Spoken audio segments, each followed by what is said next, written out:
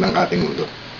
Kasi po, siguro po pag nakikita nila na ang mga Pilipino ay kumikilos, sa tingin nila ay wala tayong kakayahan, pakita ko natin na mali sila.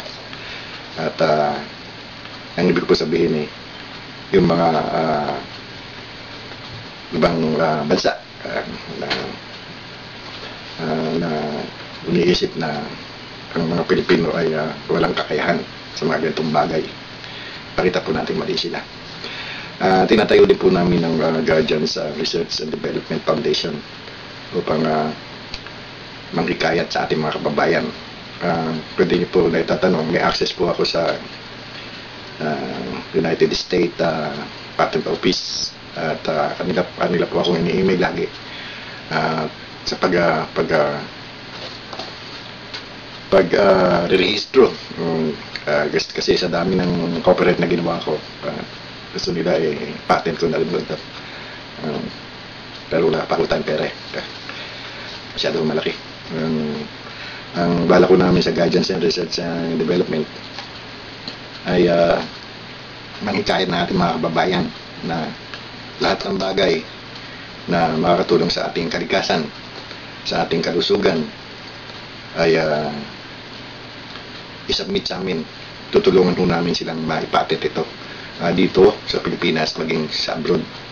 Kasi po nung sa Amerika ako at ako'y nagsiseminar sa US Patent Office, wala po akong nakitang produkto na nakapatent sa Amerika. Kalulungkot po.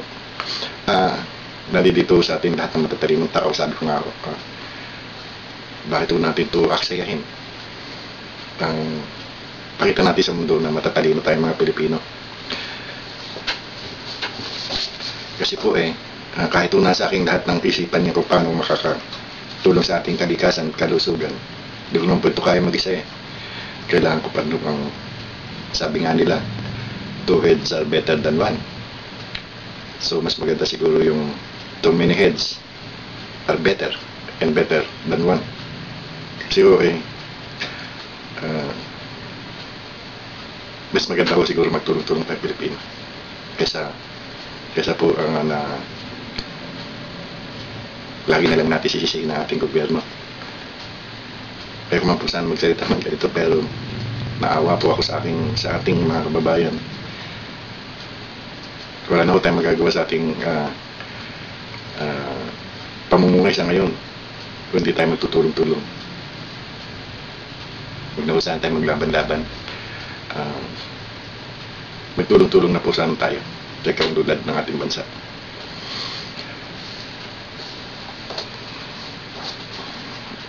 Okay po, muli kami na aking mga kapatid sa Guardians ng Masang Pilipino Organization ay nanghihikayat sa ating mga kababayan na kami ay suportahan at tulungan upang mataguyod ang proyektong pagbuhay muli o recovery ng mga ilog sa Mikawayan, Marilao, Ubando, Valenzuela. At naway patnubayan tayo ng ating Panginoon Diyos, tayo mga Pilipino na masya katuparan ito, upang ang mga bata pang sisilang ay magisnan ang malinis, walang lason at mabangong kalikasan. Maraming pong salamat sa inyo. Gumagalang Jaime, Founder Jim Ray Reyes.